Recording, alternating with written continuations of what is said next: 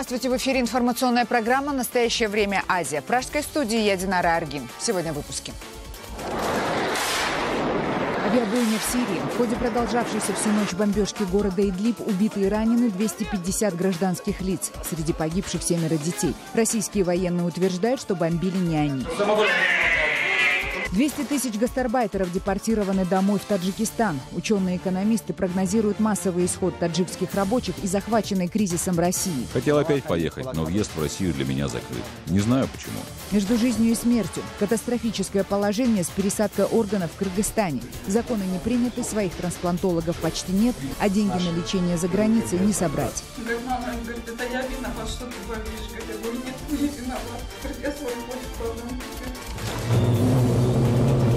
На Украине под Львовом неконтролируемый пожар охватил самую большую свалку мусора в Европе. Группа пожарных попала под обвал, но спасти их пока невозможно. Львову угрожает экологическая катастрофа. Земля под ногами начала шататься, как землетрясение. Я не сообразил сначала, потом слышу треск, лавина оттуда сверху пошла. Белорусских сирот отнимают у приемных родителей. Власти объясняют, что это делается для увеличения финансирования детских домов. Она все ждет, когда мы вернемся. Мировые СМИ распространяют информацию о многочисленных жертвах ночной авиабомбардировки сирийского города Идлиб. В частности, агентство Рейтер со ссылкой на сирийских правозащитников называет цифру 23 убитых и более 200 раненых. Среди погибших 7 детей. По сведениям, поступающим из Идлиба, бомбежка началась вечером и продолжалась всю ночь. Под авиабомбы опять попали больницы и другие социальные объекты.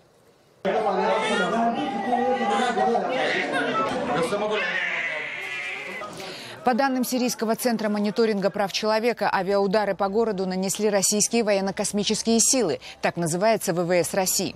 Сообщается, что за ночь в Идлибе произошло не менее 7 авианалетов.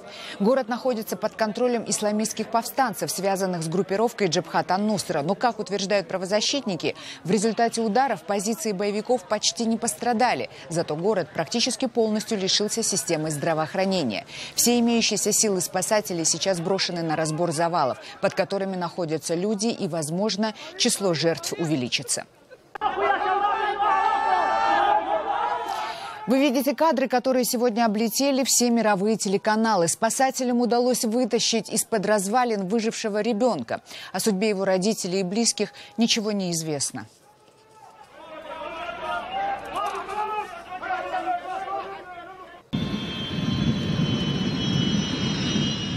Между тем, российское военное командование категорически отрицает свою причастность к этому самому продолжительному авианалету на Идлиб и заявляет, что российские самолеты вообще не совершали боевых вылетов в этом направлении. А информацию правозащитников представители Минобороны назвали страшилками.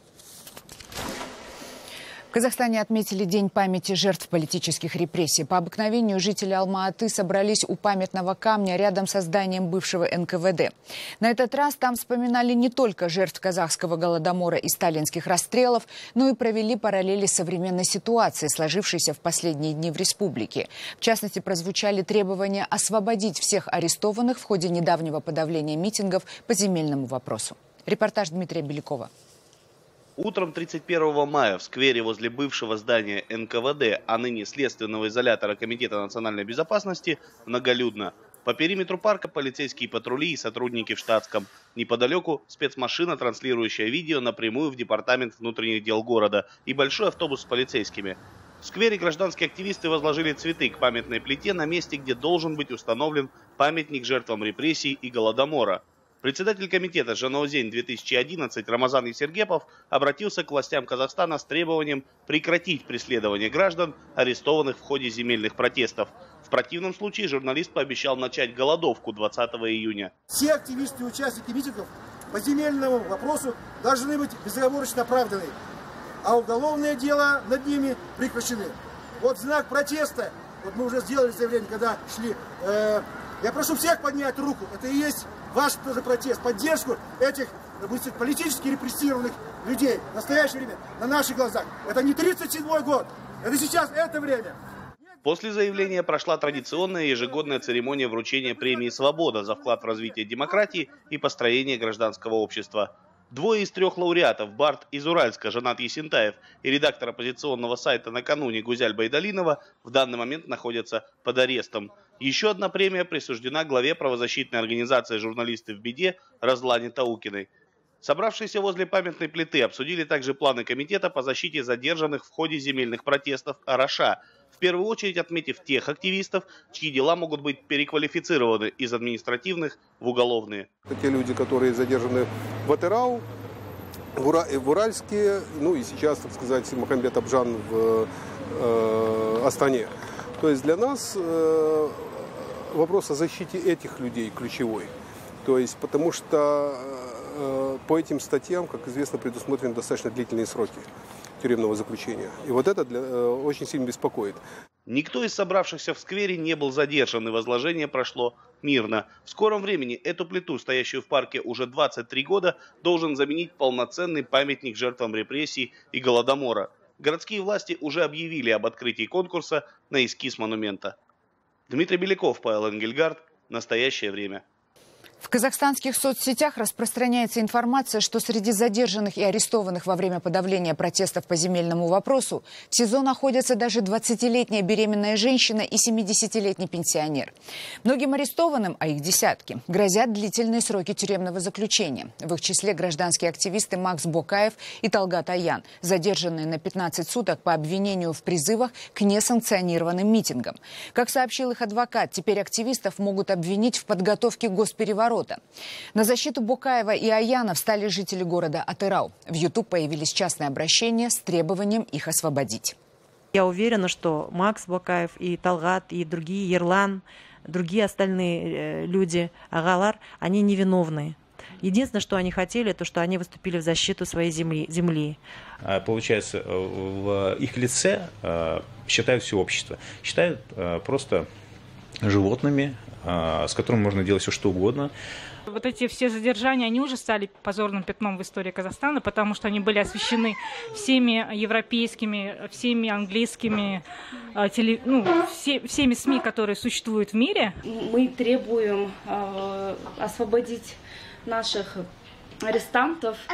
Мы требуем прозрачности, открытости, так как касается это нас всех.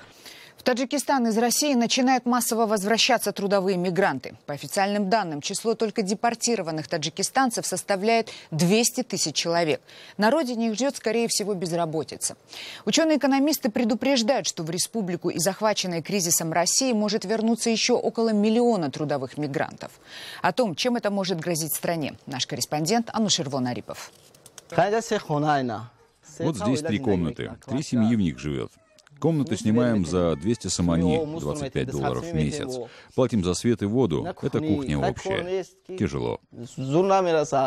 Дустмурод Назаров живет с женой и 2 детьми в небольшой арендуемой комнате. Хотя у него есть собственный домик в одном из кишлаков на юге страны, предпочитает оставаться в Душанбе. Здесь, в отличие от села, он может иногда найти подработку. К сожалению, постоянной работы нет, и Дустмурод еле сводит концы с концами. Раньше я работал, зарплата была маленькая, 800 сомани. В общем, не хватало. Потом я ездил на заработки в Москву. На эти деньги в кишлаке построил домик. Хотел опять поехать, но въезд в Россию для меня закрыт. Не знаю почему. Каждый день на этот стихийный рынок труда, находящийся на окраине столицы, приходят десятки безработных. Они готовы трудиться за мизерную плату, чтобы прокормить семью хотя бы на день. У многих есть свои инструменты – пилы, отбойные молотки, дрели, строительный инвентарь. У Саида есть даже грузовичок, но подработки выпадают редко. За 10 дней ожидания ему удалось поработать всего 2 дня. Внутри этой машины я сплю, живу, работаю. Уже более 2,5 месяцев к своим детям в Куляп не ездил. Большинство тех, кто приходит на стихийные рынки труда, их только в столице 5, бывшие трудовые мигранты. По официальным данным на январь этого года, около 200 тысяч таджикистанцев депортированы из России, и им запрещен въезд туда от 3 до 10 лет. Немало тех, кто считает, что сегодня в России не лучше, чем на родине. Сейчас патент дорого стоит. Зачем ехать? Весь заработок на патент отдавать. Недавно ездил в Москву. 6 месяцев был там. Сейчас там стало плохо. Хозяева обманывают, не хотят платить. Без знакомых так просто в никуда ехать бессмысленно. Поймают, депортируют, потом жалеть придется, что потратил деньги на дорогу. Согласно опубликованному докладу таджикских экспертов в области миграции, количество таджикистанцев, выезжающих на заработки в Россию, еще больше сократится. Продолжающиеся санкции, падение цен на нефть и девальвация рубля ограничили рынок труда. Доходы мигрантов сократились почти на 60% по сравнению с 2014 годом. Необходимо проводить с ними работу каждодневную, обучать их новым профессиям, которые имеют спрос на рынке труда, выдавать микрофинансирование по мере возможности, выделять на льготных условиях земли. Эксперты говорят, что так как в ближайшие годы улучшения ситуации, скорее всего, не будет и стоит ожидать массового возвращения мигрантов, необходимо срочно решать проблему здесь, в первую очередь создавая рабочие места, чтобы избежать роста преступности и социального взрыва в обществе. Анушер Арипов, Насим Исамов. Настоящее время. Таджикистан. В Кыргызстане сложилась катастрофическая ситуация с больными, которые нуждаются в трансплантации органов. В республике из-за отсутствия специалистов и финансирования нет возможности проводить современные операции. А тем, кому повезет сделать операцию за границей, приходится решать проблемы послеоперационной терапии самостоятельно. Репортаж Дибек Бегалиевой. Говорит, мама, говорит, это я виноват, что ты болеешь. Говорит, я говорю, нет, ты не виноват. Говорит, я свою почку отдам тебе. В маминой болезни 8-летний Батыр почему-то винит себя. Ему кажется, что из-за него маме теперь придется делать операцию. Мы когда с мужем разговаривали, почему мне это все случилось, я говорю, вот когда им была беременна, я очень сильно перед родами отекла сильно.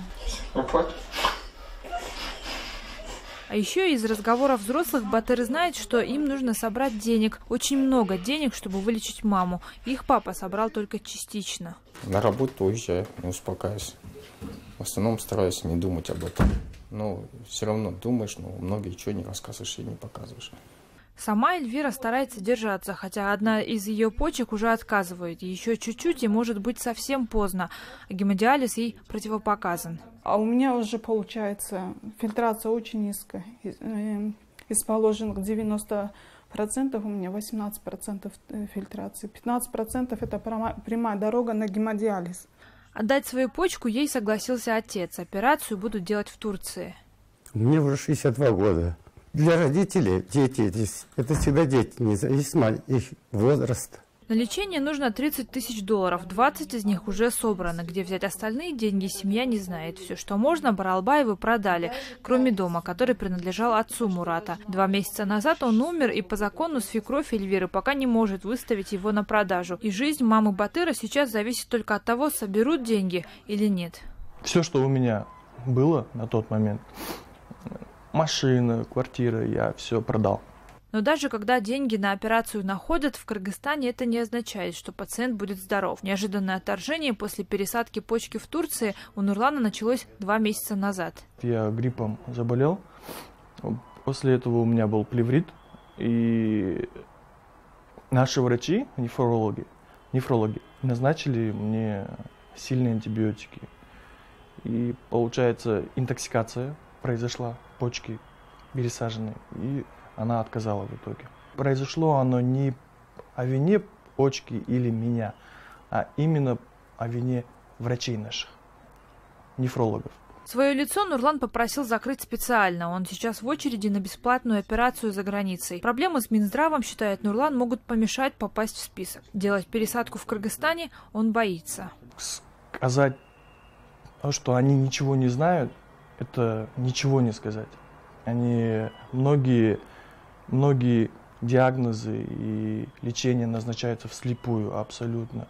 Лечится все по старым методикам 50-х, 60-х годов. Кстати, врачей, нефрологов, трансплантологов в Кыргызстане вообще нет. Пациенты, распродав все, оставшись без жилья и денег, делают операции за границей, а потом остаются без соответствующей терапии. Никому не нужные, с незаживающими шрамами от гемодиализа.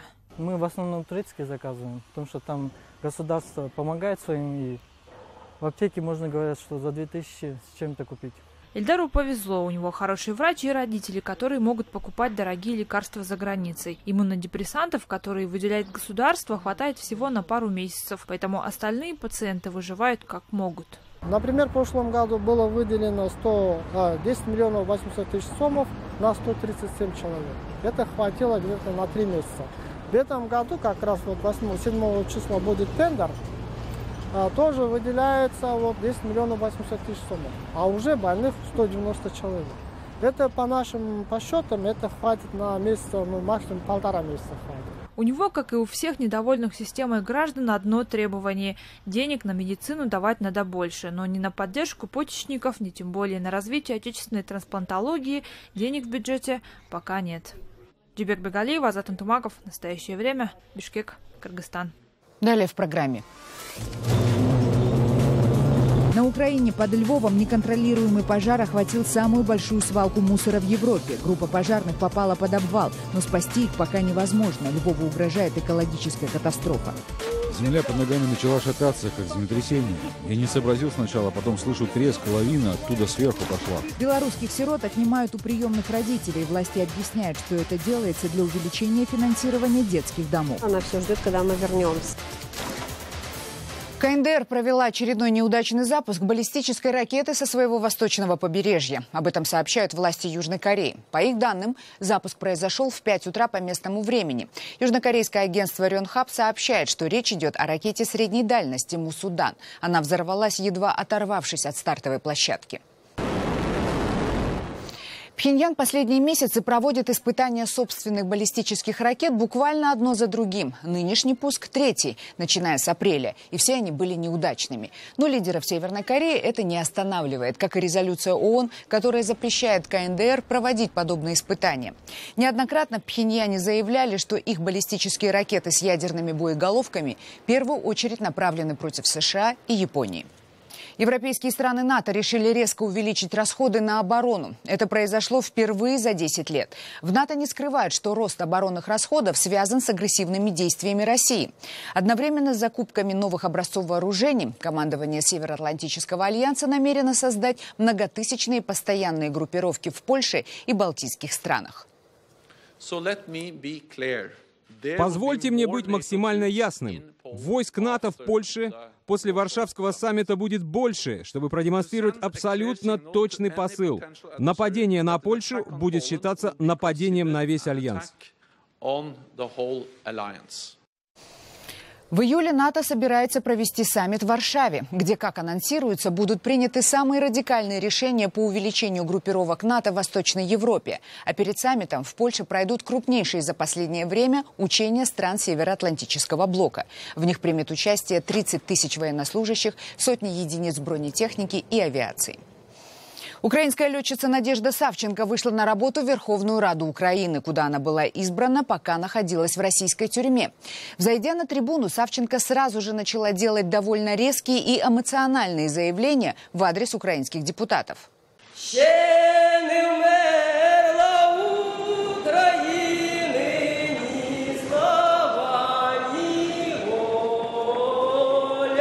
Я не дам вам забути. Я не дам вам забыть, вам, кто сидит в этих креслах в Верховной Раде, про тех парней, которые отдавали свои жизни за Украину на Майдане и продолжают сейчас умирать за нее в Донбассе. Украина превыше всего. А для нас, для тех, кто сидит в этом зале, Украина превыше жизни каждого из нас. Украина выше за життя кожного из нас.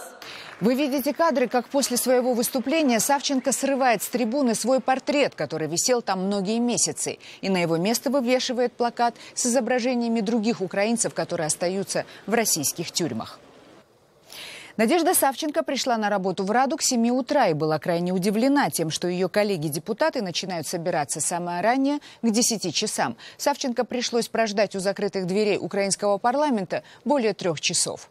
Группа пожарных попала под огненный обвал на крупнейшей в Европе горящей свалке мусора в районе украинского Львова. Пожар начался несколько дней назад и до сих пор не потушен. В зоне огня оказались не только пожарные, но и коммунальные сотрудники, обслуживающие свалку. И спасти их пока не представляется возможным. Буквально перед нашим эфиром стало известно, что спасателям все-таки удалось найти тело одного из погибших. Предположительно, это пожарный. Пожар на львовской свалке угрожает самому городу экологической катастрофой. Все произошло моментально, рассказывает единственный спасшийся пожарник. Ему удалось убежать в сторону, остальных 3 накрыло. Земля под ногами начала шататься, как землетрясение. Я не сообразил сначала, потом слышу треск, лавина оттуда сверху пошла.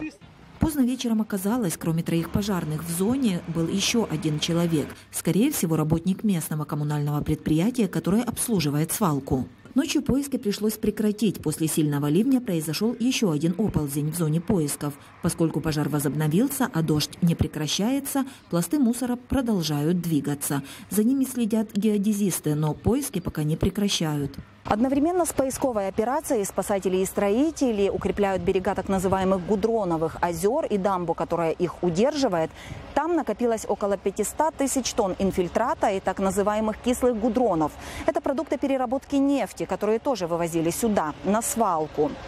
Сместившаяся масса мусора теперь давит на эти токсичные озера. Если дамба не выдержит, кислые гудроны пойдут в грунт, а также в подземные воды. А это уже экологическая катастрофа. Тем временем из Львова уже 2-е сутки не вывозят мусор. Некуда, говорят фирмы-уборщики, ведь единственная городская свалка закрыта. Ирина Сандуляк, Олег Шмидт. Настоящее время. Украина, Львов. В Беларуси местные власти забирают усыновленных детей-сирот у их приемных родителей и возвращают их обратно в детские дома. Как утверждают чиновники, это делается для увеличения финансирования детдомов, где должно находиться необходимое количество сирот. Подробности у наших белорусских коллег. Увидела Дашку? Машет она тебе ручкой. Да? Наталья с младшей дочкой нередко приходит к окнам квартиры, где прежде был ее детский дом семейного типа. Женщину уволили с формулировкой «ненадлежащее исполнение обязанностей». У приемных детей Натальи теперь новые мама и папа. Для моей младшей дочери это был, в принципе, единственный родной дом. Она до сих пор толком, наверное, не осознала. Она все ждет, когда мы вернемся. Сейчас Наталья с мужем и их родные дети вернулись в собственную квартиру. На память она взяла фото своих воспитанников. 12 детей за все годы работы мамой. Чаще всех Наталья вспоминает Гошу. Пыталась усыновить его, но не успела. Малыша забрали. Для него, когда он лишился семьи, это был жутчайший удар. Не столько для меня, сколько для него и для моей младшей дочери. Наталья пыталась вернуть право на опеку над Гошей. Суд принял сторону чиновников Управления образования, спорта и туризма Московского района Минска. Комментировать ситуацию с Натальей чиновники нам отказались. Они так давно Гошу отдали на усыновление в другую семью. Наталья считает, все дело в том, что она не нравилась чиновникам своей активной позиции. Например, добилась от государства выплаты пенсии приемным детям с инвалидностью в детских домах семейного типа. Прежде эти деньги оставались в казне. Нам уже стали говорить, вы на работе, вы должны быть лицом своей организации, вы не имеете права нигде громко говорить о проблемах. Если вас хотят взять какое-то интервью, вы должны с нами посоветоваться. Вновь стать приемной мамой закон Наталья запрещает. Подобных громких историй в белорусском интернете можно найти немало. Приемная мама и юрист Елена Кашина консультируют таких родителей. По ее наблюдениям, детей забирают либо когда в семье есть случаи насилия, либо когда приемные родители чересчур активно отстаивают права. Ну реально, то есть люди же не 1 год смотрели этих детей. А где сопровождающие лица? То есть у них у всех были ресурсы сохранить эту семью. Но почему-то органы идут сразу на карательные меры. Если раньше социальные родители заботились о воспитанниках до 18 лет, то сейчас изъять ребенка из приемной семьи стало проще. Государство с такими мамами заключает договоры. Могут на год, а могут на 6 месяцев. А потом ребенок может оказаться в очередной новой семье. Нет стабильности, что типа, что ты мне говоришь, что это семья? Это не моя семья, меня туда-сюда бросят, и вообще до меня никому дела нету. Вот и вся государственная забота о детях. Государственная политика защиты прав детей-сирот. Приоритетное направление в этой проблеме развития семейных форм их устройства на воспитание. Дети и старики – это приоритет нашего государства не на словах, а на деле. Какие бы ни были причины расформирования семьи, но за казенными отчетами о смене родителей детских слез не рассмотреть. Анна Мызенко, Павел Подобед для программы «Настоящее время» из Минска. Это были все новости, о которых мы хотели вам рассказать. Читайте нас в социальных сетях и смотрите на сайте currentime.tv. Мы встретимся с вами завтра в это же время. Всего доброго.